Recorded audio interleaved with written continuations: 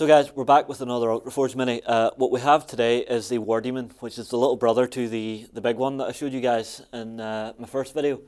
So if we look straight under the close cam, you can see absolutely stunning detail as always from Ultraforge.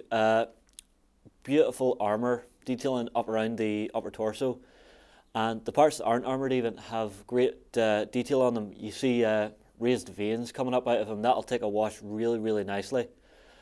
He also has his spine, which is coming out from his back, just really nice and nasty. I love it for demons. You can also see the great detailing that they've done for the actual leather harness that holds his armour plate on. And if you notice, there's two little pips here. Now, what goes onto these are these little spiked bits which go onto his back. Now, if you haven't already seen my my Plague Demon video, you won't know this, but you can buy a set of wings separately which can go on here. Honestly, I don't think it's worthwhile doing. I think with these little spike bits on his back, he's going to look really, really nasty.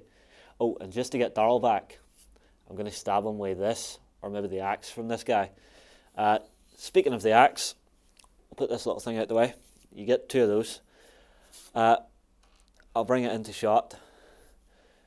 Now, I'm not sure if I can stab him very well with this, but I'll give it a go and see if I can get him back. Again, with all of this stuff, it's just little pips and holes, and the joints look really, really clean, really, really tight. If I can get it under the close cam there, you'll see.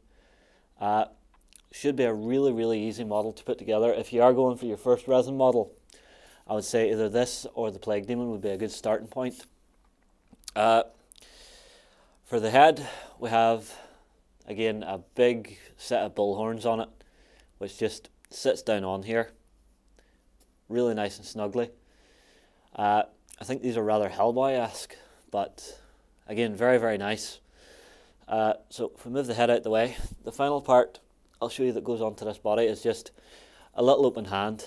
And if I can show you this properly under the close cam, see if we turn it around this way, you can see again, the sculptors that actually work for Ultraforge have done a great job, even on something like a little hand, which is something that's actually very difficult to sculpt.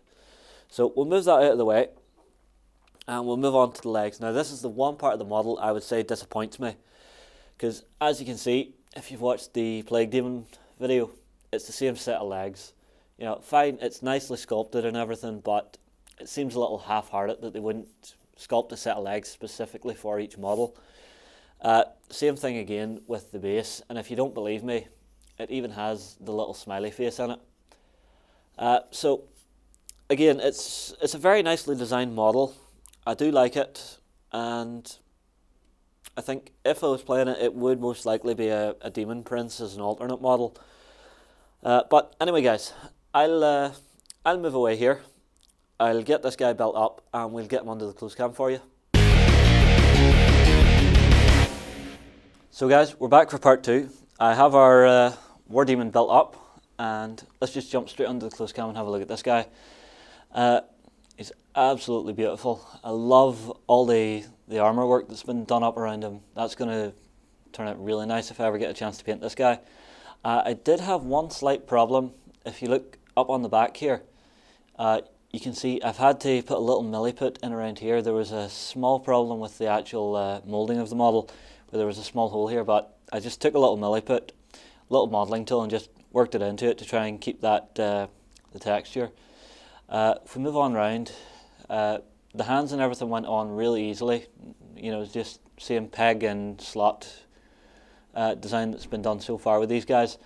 I love the fact that he has these spikes just coming out through his arm flesh, and then if you look in beneath, it's even happening down here on his torso.